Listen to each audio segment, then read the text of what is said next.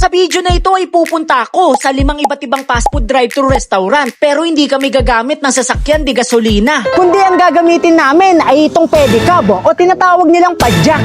Ito ay hindi ginagamitan ng gasolina o kuryente. Kailangan lang malakas ang binti mo dito dahil di padjak lang ito. Dahil mahal na ang gasolina sa panahon ngayon, ay naisipan naming magpunta sa drive-thru para bumili ng makakain. Gamit lamang ang pedicab. Tignan natin kung papayagan nga ba kami mag-drive-thru gamit ito o pagbabawalan kami. Ngayon mga kaibigan, ito yung sidecar na gagamitin natin. Ready ka na, tol? Ready na ako, tol. Yan. Ginawa namin to dahil nga mahal na yung gasolina. Ito, tol, hindi to ginagasolinahan. Physical to. Padyakan to. Tara, samahan nyo kami sa journey namin sa pagpunta sa mga fast food restaurant. Gamit lang ang sidecar. Aray ko. Sinimulan na agad namin ang challenge na ito. Hindi pa kami nakakalabas sa kanto namin na inahirapan na agad kami dahil puro pataas yung daan dito. Ito na mga kaibigan, nasa National Highway na kami. Gago! Tol, ayusin mo, tol. Papunta na kami sa pinakaunang fast food drive-thru. Boy, easy ka lang, boy, ah. Hindi tayo pwede madisgrasya, boy. Yari tayo dyan. Dahil nga 3 wheels ang sidecar na ito, ay nahihirapan kami dahil medyo mabigat at ang hirap din isingit sa kalsada. Dito mo, dun mo sa unang side. Tingin ka sa likod, signal. Tangin ka na lang, stress ako dito. Nakandaan ka lang, boy. Nasa highway na tayo, eh. Makalipas ang ilang saglit ay narating na namin ang unang fast food restaurant. Ngayon mga kaibigan, nandito na kami sa fast food drive-thru ng Jollibee. Ito yung una naming o-orderan mga kaibigan. We'll see kung papa-orderin tayo kasi naka-pedicab lang tayo. Mamaya hindi tayo pa-orderin, tol. Aray ko. Agad na kami nagpunta sa drive-thru ng Jollibee para umorder. Hello, ma'am. Isa pong one-piece chicken with drinks. Coke na lang, no? Isang order lang po. Ngayon mga kaibigan, nakapag-order na tayo dito sa may Jollibee. Doon, no? Success! Nakapag-order kami sa Jollibee nang hindi kami tinatanong kung bakit naka-pedicab lang kami. Kaya mga kaibigan, ito yung order namin sa may Jollibee. Binakbakan na namin dito sa labas ng Jollibee kasi nga, ang napakainit, tol. Wala rin kaming kain, kaya kinain na namin to para mamaya pagpunta namin sa mga ibang drive-thru, medyo may kain na kami kahit papaano may lakas na. Kinain lang namin saglit yung in-order namin sa Jollibee at pagtapos nun ay umalis na din agad kami para magpunta naman sa pangalawang fast food restaurant. Ngayon mga kaibigan, papunta na kami sa pangalawang drive-thru. At itong pangalawang drive-thru, medyo malayo-layo. Uy, gago ka. Mga 5 kilometers yung babayayin namin ngayon gamit itong sidecar, kaya malayo-layo din.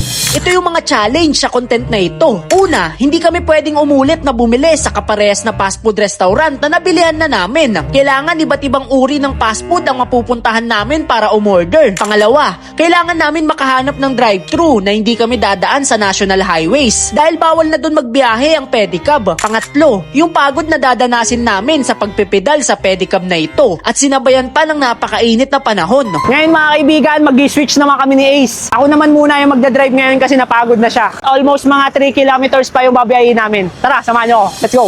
Ako naman yung sumubok na magmaneho ng pedicab. Hindi biro yung bigat nito at hindi rin siya ganun kadali maneho. Sakit na nakita ako. Ito yung mahirap dito. Yung kalsada, iba-iba yung taas. Pagpababa, masaya. Pero pag ganito patarik, ang negative. Nakapagod. Tama yung dadaanan natin to, no? Holy shit. Mukha lang straight line yan. Pero pataas dito. Dahil nakaramdam na kami ng pagod, ay naisipan na muna namin magpahinga sa gilid ng kalsada. Nagpahinga muna kami dito sa gitna ng highway. Sobrang nakakapagod talaga. Sinabayan pa ng init ng araw, yung tirik ng araw. Pagtapos namin magpahinga ay nagpatuloy na ulit kami na magpedal hanggang sa makarating na kami sa pangalawang drive-thru. Makalipas ang 1 oras ng pagbabiyahe, pagpabadyak, narating na rin namin ang pangalawang fast food drive-thru. Itong Dunkin. Ayun, no? Sobrang nakakapagod pero nandito na tayo sa pangalawa natin. Ngayon order na tayo. Agad na kami nagpunta sa drive-thru area ng Dunkin para makapag-order ng donut nila dito. Pagtapos namin umorder ay kinain lang namin saglit yung donut sa gilid ng kalsada. Pagtapos kumain ay rumatrat na agad kami papunta naman sa pangatlong fast food drive-thru.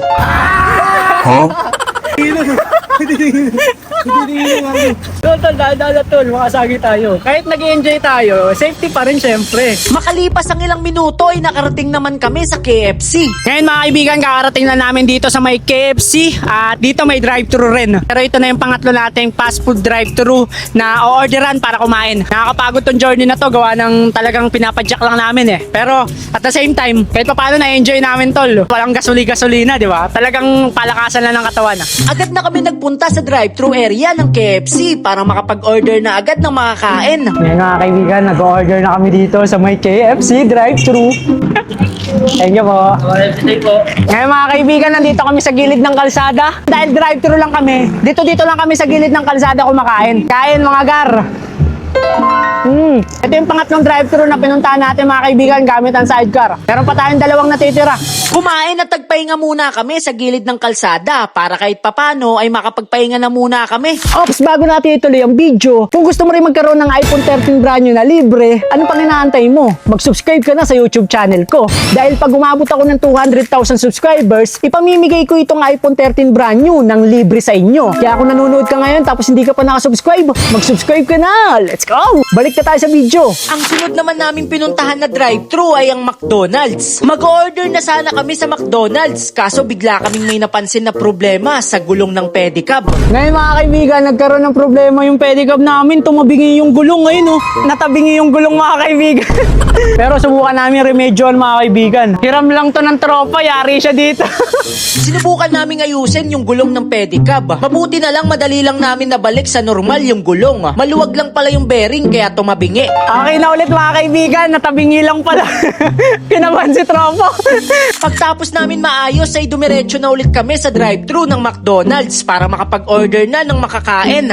Let's go! Ngayon mga kaibigan, kataasan namin umorder sa may McDonald's. Dito na namin kinain sa gilid kasi nga nag-drive-thru lang tayo. Ngayon, food trip muna tayo ng burgers. Kinain na muna namin dito sa gilid yung burger na na-order namin sa McDonald's. Ngayon mga kaibigan, kataasan namin kumain sa may McDonald's. At oras na para umalis dito dahil meron pa kaming isang natitirang fast food drive-thru na pupuntahan. Medyo malayo-layo rin yun, mga 2 kilometers din yun kasi bandang SM Fairview siya. Kaya babiyahin na ulit kami. Tara, see you ulit sa highway. Let's go! Agad na kami nagbiyahe papunta sa huling drive-thru restaurant na o-orderan namin. Chill ride lang mga tol. Ayan, papunta na ulit kami sa main road. Ayun pakita mo boy, ang dami boy, nakakatakot boy. Nakapagod mag-pedicab pero nakaka-enjoy din. Kakaibang experience to, hindi kagaya ng motor. Piga-piga ka lang. Ito, mapapaandar mo lang siya. Kundi, padyakan mo. Kumbaga yung motor nga, mahal yung gasolina doon, pero mas madali lang. Hindi katulad sa pedicab, wala kang gasolina, pero yung pagod nito sa padyak-padyak, nakakapagod talaga. Pinagpatuloy lang namin ang aming pagpipedal hanggang sa marating na namin ang huling drive-thru, ang Starbucks. Ngayon mga kaibigan, kakarating na namin sa pinakahuling fast food drive-thru na pupuntahan natin para bumili. Itong Starbucks! Woohoo! Nagpunta na agad kami sa drive-thru area ng Starbucks para makapag-order na ng kape nila dito. Thank you po. Ngayon mga kaibigan, nakapag-order na tayo sa may Starbucks. Itong Cafe Latte, Ice Espresso. Ito na yung last natin na drive-thru tol. Makakahinga na tayo ng malalim. Let's go! Dito na natatapos ang aming pagpunta sa mga drive-thru restaurant gamit lamang ang pedicab. Ang mga napuntahan namin na fast food ay Jollibee, Dunkin, KFC, McDonald's at syempre ang Starbucks. Nakakapagod ang challenge na ito pero masaya naman dahil na-experience namin ang mag-drive-thru sa iba't ibang stores ng pedicab lang ang gamit. Dito na natatapos ang video. Kung nagustuhan nyo ang video na ito, ay huwag niyong kalimutang mag-subscribe sa YouTube channel ko dahil road to 200,000 subscribers na tayo. At gaya ng ipinangako ko, ibibigay ko sa inyo ang iPhone 13 brand new pag umabot ako ng 200,000 subscribers. Kaya kung hindi ka pa nakakapag-subscribe, mag-subscribe ka na! Let's go!